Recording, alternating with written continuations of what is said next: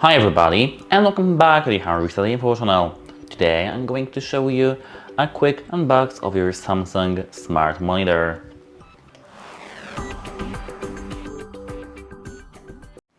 So let's check what's inside. So I'm gonna cut it open like that.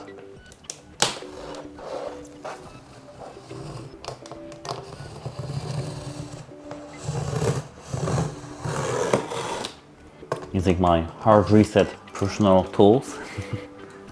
And now let's get it opened.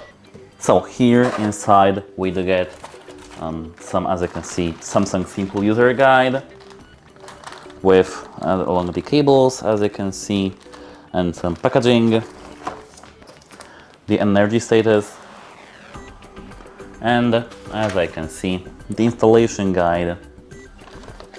Apart from that, we do have the monitor stand itself here,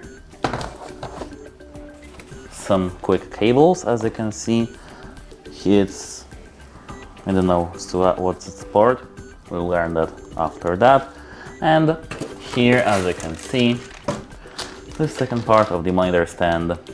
And let's check how the monitor looks like. So let me take the monitor out of the packaging.